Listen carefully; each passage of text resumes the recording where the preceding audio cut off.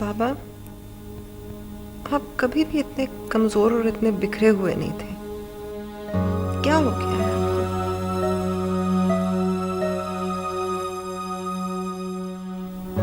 मैं ठीक हूं। नहीं बाबा, आप ठीक नहीं हैं। कुछ हो गया है आपको। आप अंदर ही अंदर घुटते जा रहे हैं।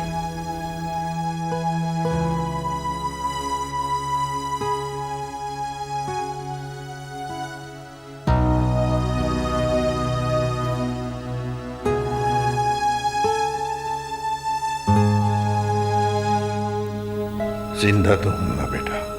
ये कैसी जिंदगी है बाबा? आपको तो पूरी हिम्मत और ताकत से जिंदा रहना है, दानिश के लिए। वो आपकी ये हालत देखकर कैसे बर्दाश्त करेगा? अब तक तो वो भी जिंदा है ना। कुछ दिन और जी लेगा। प्लीज बाबा, ऐसी बातें मत करें वरना हम सब ढेर हो जाएंगे। बाबा, हम सब आपके धागे से बंधे हुए हैं। इस धागे को कमजोर ना होने दें। क्या रखा है ऐसी बातों में सारा? क्या रखा है? बाबा, अब तो हमारे पास ऐसी ही बातें रह गई हैं। देखिए, आप अगर खुद को समेट कर रखेंगे तो हमारी जिंदगी है, वरना तो हम सभी मर जाएंगे। तुमने दानिश को देखा है? क्या हाल है उसका?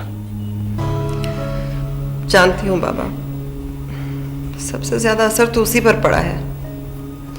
वो बेचारा जिंदगी के पास आते आते वापस लौट जाता है। इन हादसों ने बिल्कुल तोड़ दिया है उसे। लेकिन बाबा, कौन है इस वक्त जो उसके जख्मों पर मरहम लगाए? आपको खुद को संभालना होगा दानिश की खातिर। अगर आपको कुछ हो गया तो क्या होगा उसका?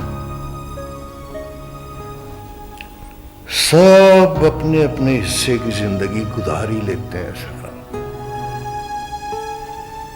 सब गुजार ही लेते हैं।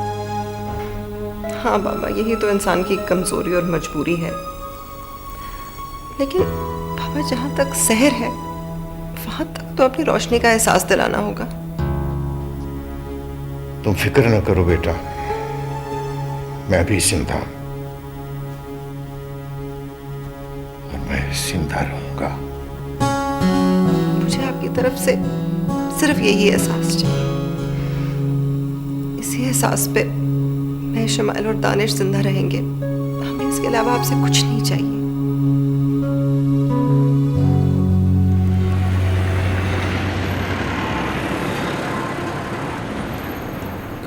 समझ में नहीं आता कि हमारा क्या होगा।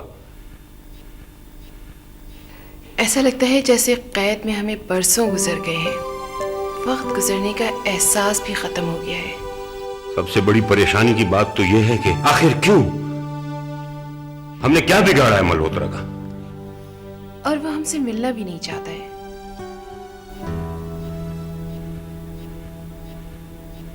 हेलो, क्या हाल है आप लोगों का? तुम ये बताओ कि हमने तुम्हारा क्या बिगाड़ा है? और हमें यहाँ कैद क्यों कर रखा है? क्या चाहते हो? धीरज धीरज धीरज, एक साथ इतने बहुत से सवाल कर दिए तुम लोगों ने। देखो मल्होत्रा, ये कोई अच्छी बात नहीं है। तुम बहुत बुरा कर रहे हो। मैं तो आपको अपना अंकल समझती थी और आप हमारे साथ ये सलूक कर रहे हैं। अरमी, मैं तुम्हें बता चुका हूं कि हमारे फील्ड में रिश्तों और जज्बात की कोई अहमियत नहीं होती। मल्होत्रा, प्लीज हमें यहां से जाने दो। हम दोनों बहुत परेशान हैं। मैं तो इसलिए आया था कि मुझे पता चला तुम लोग मुझसे मिलना चाहते हो। हाँ, मैं बताओ क्या पूछना चाहते हो मुझसे? क्या तुम्हें अंदाजा नहीं कि हम क्या कहना चाहते हैं? शायद तुम यहां से आजाद होने की बात करना चाहते हो। ऐसी कोई बड़ी समस्या नहीं है, बहुत जल्द मुक्ति मिल जाएगी यहां से। तो फिर कब? अभी सोचा नहीं है मैंने। अभी अपने कई समस्या हैं जिन्हें सुलझाना है। सोचूंगा और जब मुनासिब समझा तुम लोगों को यहां से आजाद भी कर दूंगा। और सुनो, इसके बाद मुझे कोई पैगाम ना भिजवाना, मैं पहले ही बहुत मसरूफ हूं।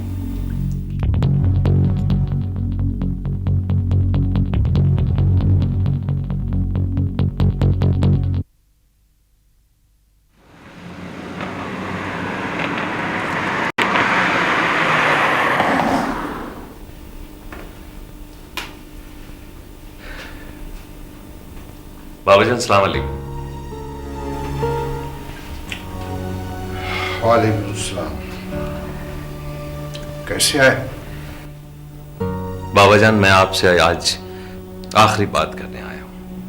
अब मामलात मेरी बर्दाश्त से बाहर होते चले जा रहे हैं। मैं समझ रहा हूं। आप समझ रहे तो फिर कोई अमल क्यों नहीं करते? क्या आप खौफजदा हैं? शमाइल, मुझे माफ कीजिएगा बाबाजान कि मैंने इस लहजे में आपसे बात की, लेकिन आपकी खामोशी मेरी समझ से बाहर है। मेरे लिए और हम सब लोगों के लिए जानलेवा है। आखिर हम रहे कितने लोग हैं अब? हाँ बेटा, अब रह भी कौन गया है? यही तो मैं भी कह रहा हूं बाबाजान कि जो रह गए हैं उनकी तो हिफाजत करें, वरना मल्होत्रा का आसेब हम सबको खा जाएगा। नहीं नहीं, मैं ऐसा नहीं होने दूंगा। ऐसा तो हो ही रहा है बाबा, मगर खुदा के लिए आप अपनी खामोशी को खत्म कीजिए। उन लोगों के लिए जो अब जिंदा रह गए, उस जरगाम को बाहर निकालिए जिसकी दहशत से शेर कछार से बाहर नहीं आया करते थे। तुम जाओ, मुझे सोचने दो। मुझ पर बहुत जिम्मेदारियां हैं, मगर मैं टूटा नहीं हूं, मैं बिखर गया हूं। बिखर गया।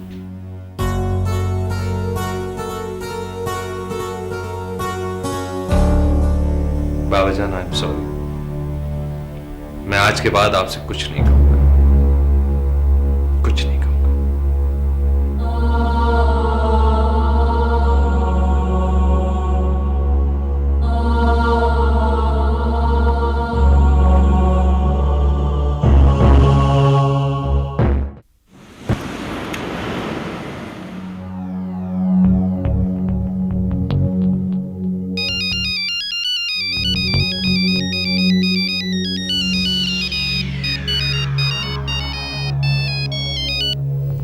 हाँ कमर, बोलो।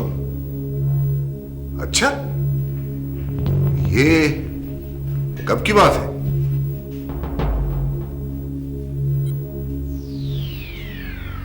नहीं नहीं, चाणक्य की सौगंध मुझे कोई हैरत नहीं हुई, कोई गुस्सा भी नहीं आया, इसलिए कि ये तो होना ही था। मैंने अब ज़हनी तौर पे अपने आप को तैयार कर रखा है कि किसी भी लम्हे कुछ भी हो सकता है। एनीवे, तुम लोग अलर्ट रहो और तुम भी अपना ख्याल रखो।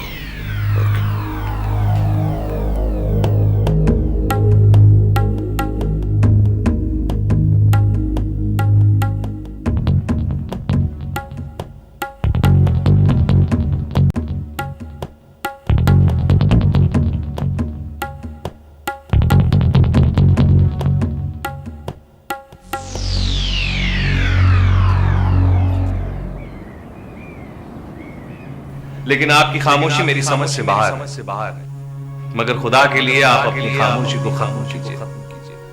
उन लोगों के लिए जो अब जिंदा रह गए, उस जरगाम को बाहर निकालिए जिसकी दहशत से शेर कछार से बाहर नहीं आया करते थे।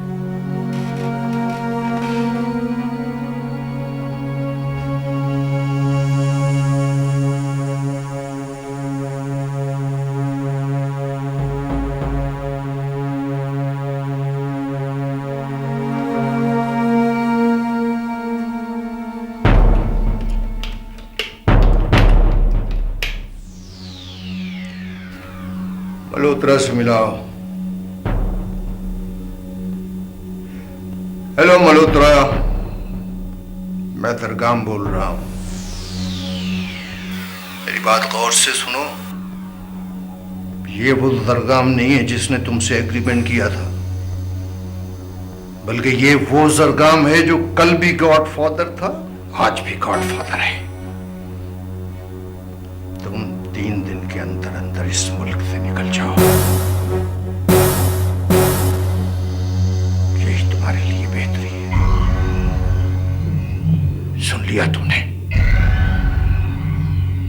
3 दिन के अंदर अंदर इस मुल्क को छोड़कर निकल जाओ मल्होत्रा, वरना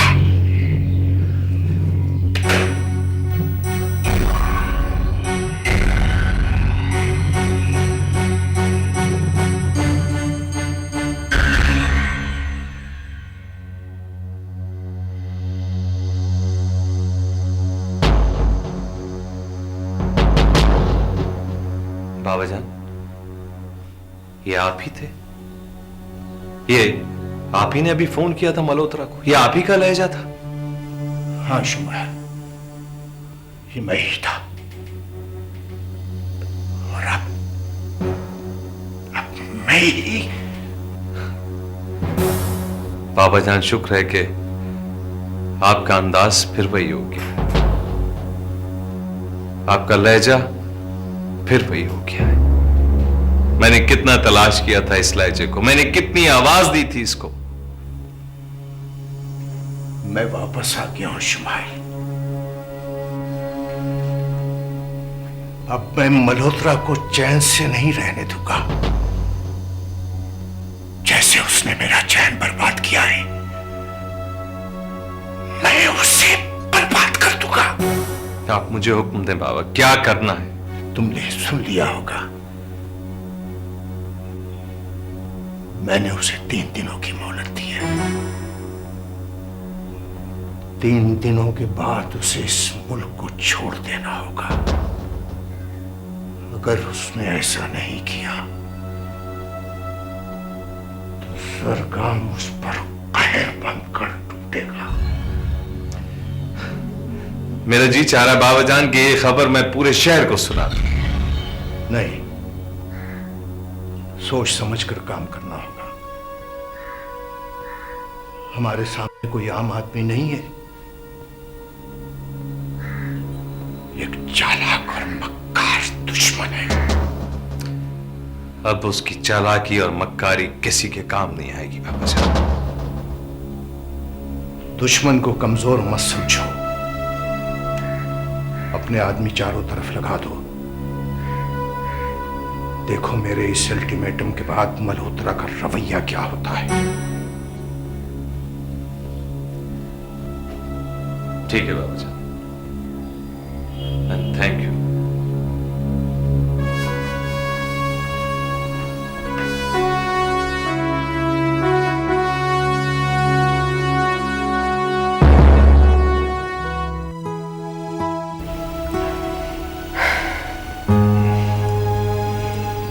दानिश, अब मैं तुम्हें कब तक खोखले अल्फाजों से बहलाऊं? बस इतना जान लो कि अब हम सब के सब ऐसी जिंदगियां गुजार रहे हैं कि एक दूसरे को बहलाने के लिए झूठ ही बोल सकते हैं, सिर्फ झूठ।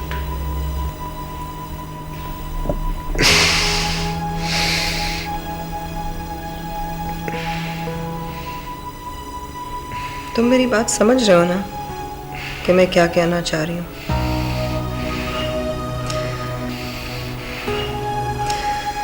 बहरहाल जो भी है, हमें जिंदा तो रहना ही है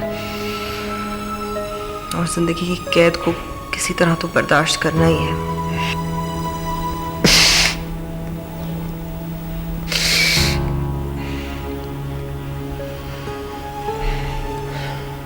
कहाँ तक एक दूसरे को सहारा देते रहे? कहाँ तक? जो चला गया उसका कोई बदल नहीं होता। कोई नहीं, हर एक का अपना किरदार होता है, अपनी शख्सियत होती है। हम तो सिर्फ एक दूसरे को झूठी तसल्ली दे सकते हैं और मैं दे रही हूँ। बहलना चाहो तो बहल जाओ।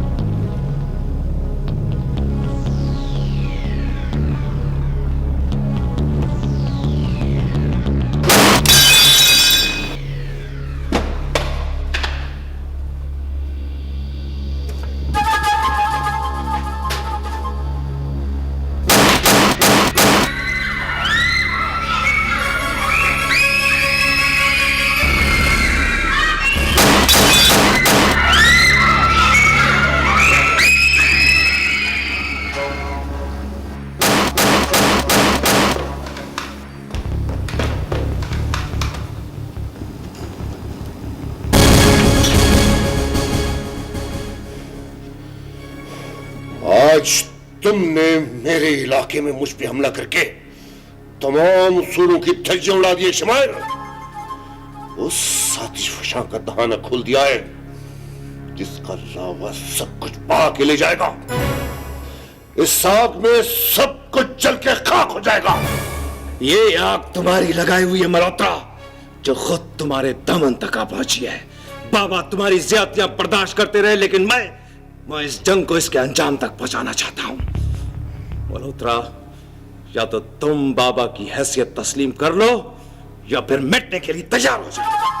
सरगम ने ये एम्पायर मेरी जरूरत और मेरे बाजुओं की ताकत के बल पे बनाई है। शुमाइल, तुम कौन होते हो मेरी इरादों को चैलेंज करने वाले? तुम मेरे हाथों जिंदा बच पाओगे तब कुछ करोगे ना।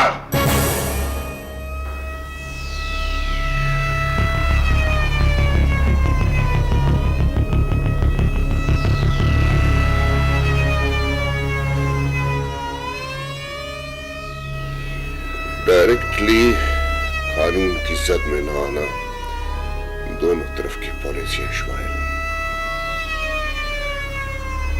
ओके।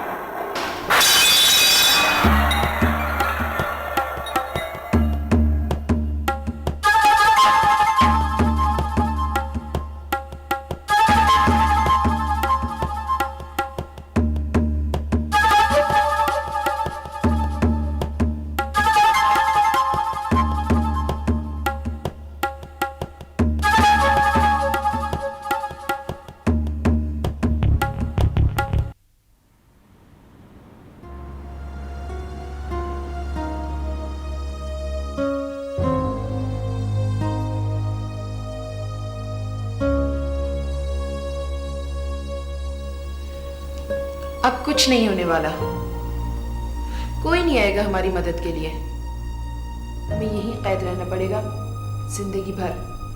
नहीं अरवीन, हौसला नहीं हारते, ऐसी कोई बात नहीं होगी।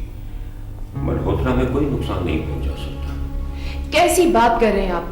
अगर वो हमें नुकसान नहीं पहुंचाना चाहता तो उसने हमें यहाँ कैद क्यों कर रखा है? भाई किसी मकसद के लिए, जब उसका मकसद हल हो जाएगा तो वो हमें आजाद कर देगा। आजाद कर देगा या हमें मौत की आगोश में पहुंचा देगा? वो शख्स इसके अलावा और कर भी क्या सकता है? भाई मेरा दिल कह रहा है कि कोई ना कोई रास्ता निकल आएगा और हम आजाद हो जाएंगे। तारिक साहब, आखिर वो बता क्यों नहीं रहा कि उसे हमसे क्या चाहिए और किस मौके का इंतजार है उसको? ये बात तो समझ में नहीं आ रही। दूसरी तरफ सरगम और शुमाइल, ये लोग भी खामोश हैं। देखो अरमी, हमें तल्ख हकायक का सामना करना चाहिए, और फिर उन लोगों को तो यह भी पता नहीं कि हम लोग कहाँ हैं। और एक बात और, उन लोगों को हम में दिलचस्पी क्या है? फिर मल्होत्रा और वो लोग तो एक ही कैटेगरीज के हैं ना। वही धंधा उनका भी है जो मल्होत्रा का है। ये तो है, लेकिन बाबा एक मोहब्बत करने वाले इंसान है। उनके भी तो बेशुमार मसाइल है ना, और फिर हमारी तरफ वो कहां तवज्जो देंगे?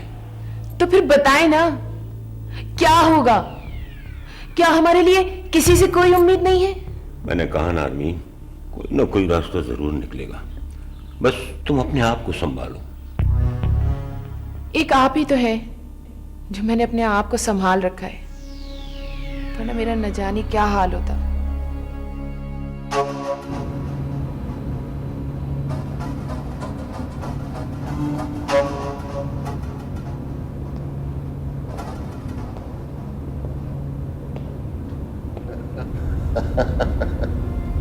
सारी जिंदगी तुम बहुत बड़ी बड़ी मछलियां पकड़ते रहे सरगम, और अब खुद एक एक्वेरियम फिश बन के रह गए हो। नुमाइश है, जैसे इस एक्वेरियम में लेपर्ड और शार्क छोटी छोटी मछलियों के साथ बड़े सुकून से तैर। तुम शायद तंज कर रहे हो मल्होत्रा, मगर हकीकत यही है, जिंदगी भर पुरशोर पहाड़ी नदियों की तरह पत्थरों से सर टकराते रहे और अब मैदानों में सुकून से बहते बहते समंदर में जा मिलना है। हमारी आज की मुलाकात की दावत गालिबन मेरे मशवरे पे अमल का ऐलान है। तुम्हारे मशवरे पर मैंने बहुत गौर किया है मल्होत्रा। तुम ठीक कहते हो, मुझे अब वाकई रिटायर हो जाना चाहिए, मगर मुश्किल मरहला अपने जानशीन का इंतखाब है। तुम्हारा इंतखाब करते हुए मुझे कोई दुश्वारी नहीं हुई थी सरदाम। मैंने तुम्हारे बारे में बहुत सोचा है मल्होत्रा, काफी गौर किया है।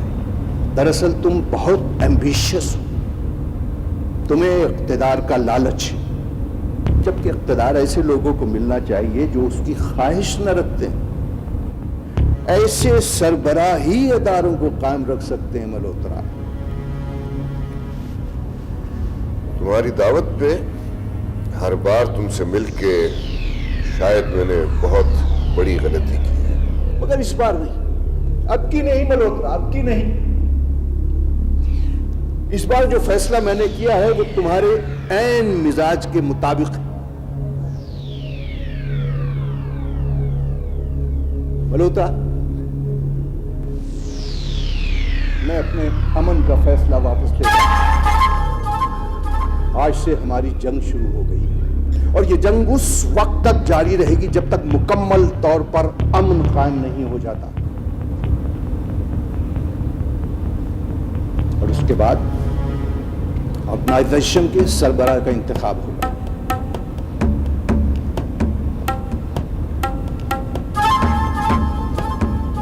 इसकी नौबत नहीं आएगी सरदार। मैं अपना हक ताकत से हासिल करना चाहता हूं। तो वैसे भी एक्वेरियम की मछली को पकड़ने के लिए समंदर की तह में गोता नहीं लगाना पड़ता।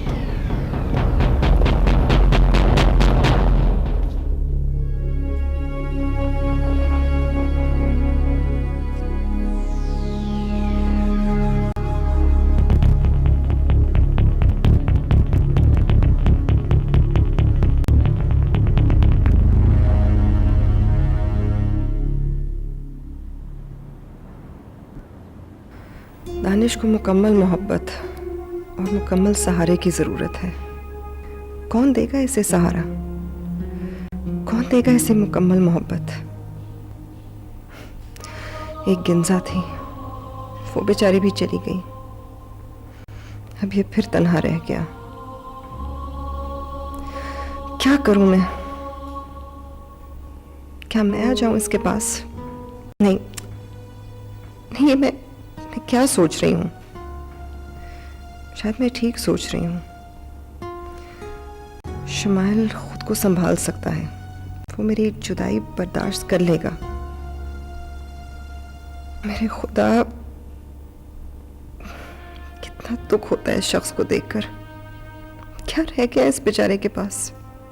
कुछ भी तो नहीं, कुछ भी तो नहीं।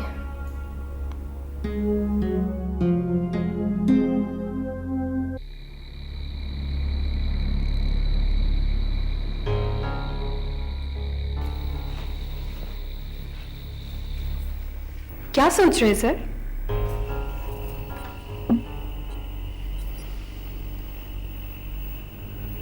बहुत बुरा हुआ, बहुत बुरा हुआ। समस्या गंभीर और कठिन हो गई। सोया हुआ शेर जाग गया है। कुछ समझी नहीं सर। जरगाम पहले वाला जरगाम हो गया है।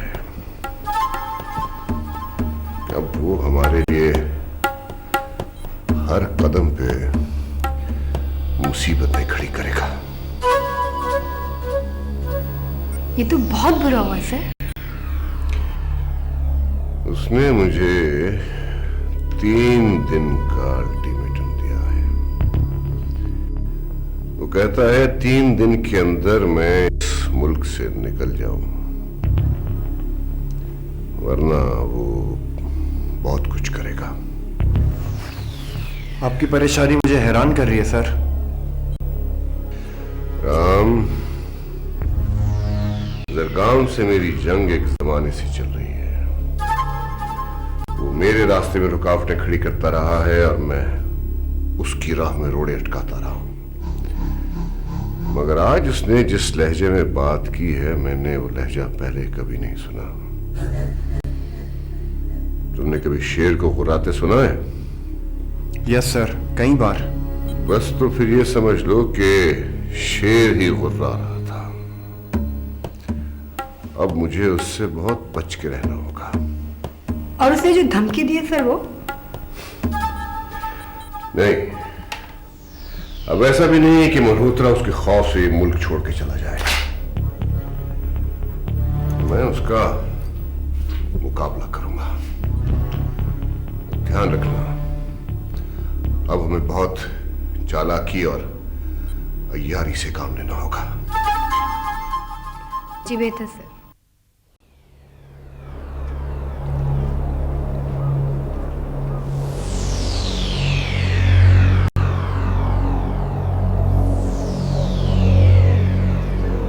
तुम्हें हैरत तो हुई होगी शमाइल के तुम्हारे इतने जारहाना कदम के बाद मैंने खुद दावत दी कि तुम्हें यहां मुलाकात के लिए क्यों बुलाया। मुझे तुम्हारी दावत पर इतनी हैरत नहीं हुई मल्होत्रा, जितना तुम्हें तना देख कर हुई है। मेरा ख्याल यह था कि यह बदले की कोई साजिश है। बदला लेने के लिए साजिश की जरूरत नहीं होती शमाइल। उस रोज जब मैंने तुम्हें कहा था कि फिर मिलेंगे तो मेरे जहन में इंतकाम ही था। फिर मैं ऑर्गेनाइजेशन के मुस्तकबिल और तुम्हारे बारे में सोचता रहा। तुम्हारी एग्रेशन में मुझे अपना माजी और जुर्रत में जाननशीन नजर आया। तुम्हारी बातों में मुझे कोई गहरी चाल नजर आती है मल्होत्रा। इतनी जल्दी कोई फैसला न करो शमाइल। मेरी आज की बातें तुम्हारे कल के काम आएंगी। ये मकाम जहां आज हम दोनों मिल रहे हैं, इसी जगह आज से 20 साल पहले मैंने जरगाम को ऑर्गेनाइजेशन मुनज़्ज़म करने का मशवरा और सरबराही संभालने का हौसला दिया था। और फिर यही हमारे रास्ते जुदा हुए और हमारे हथियार एक दूसरे पे आग बरसाने लगे। अगर तुम बाबा पर इतना एतमाद करते थे तो फिर इख्तलाफात पैदा क्यों हुए?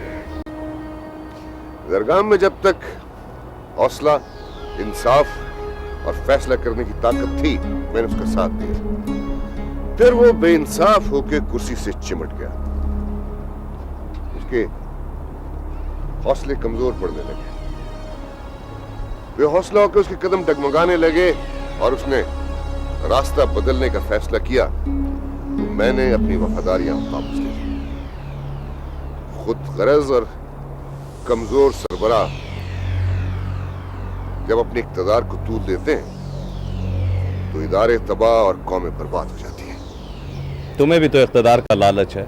तुम बाबा का मकाम हासिल करना चाहते हो। क्या ये खुदगर्जी नहीं है? मुझे इक्तदार का लालच होता शमाइल तो मैं पहले दिन से ही जरगाम का साथ ना देता। लेकिन अब ऑर्गेनाइजेशन की बेहतरी के लिए तब्दीली बहुत जरूरी है और इस वक्त सिर्फ मैं इसे बचा सकता हूं। जैसे आने वाले कल में तुम मुझे इसके अहल लगते हो। लेकिन मैं जानता हूं ना वो आज मुझे तस्लीम करेगा और ना आने वाले कल तुम्हें। इसे तुम्हारी तरफ से तरगीब समझूं या बाबा के खिलाफ साजिश? जिस बाबा के तुम आज इतने वफादार हो शमाइल, कल वक्त पड़ा तो वो तुम्हारा साथ भी नहीं देगा। इस मुलाकात और तुम्हारी बातों का असल मतलब मैं अब भी नहीं समझ सकता। मेरा साथ दो। इस वक्त हम दोनों मिलके ऑर्गेनाइजेशन को बहुत मजबूत और मुनज़्ज़म कर सकते हैं, बहुत आगे ले जा सकते हैं। यकीन रखो कि मैं जरगाम की तरह कुर्सी को तख्त समझ के उसे चिमट नहीं जाऊंगा। वक्त आने पे उसे उसके अहल के सुपुर्द कर दूंगा। और इस वक्त तुमसे ज्यादा कोई मुझे इसका अहल नजर नहीं आता। मैं किसी सूरत में भी बाबा से बेवफाई नहीं कर सकता। शुमाइल, इसमें उसकी भी बेहतरी है। हमारे दरमियान भड़कती हुई आग ठंडी पड़ जाएगी। हमारी सारी ताकत और तवज्जो ऑर्गेनाइजेशन की तरफ लग जाएगी। हम इसे बहुत आगे ले जा सकते हैं। बहरहाल तुम अच्छी तरह से सोच लो। मैं तुम्हारे फैसले के इंतजार करूंगा।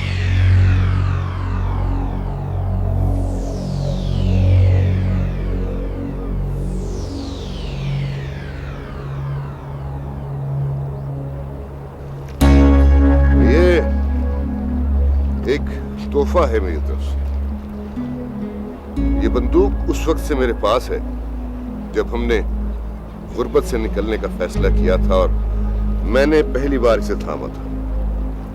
इसने जरगाम के लिए बहुत सी गोलियां उगली हैं, लेकिन अब ना वो मेरा जरगाम रहा है और ना आने वाले कल तुम्हारा बाबा रहेगा।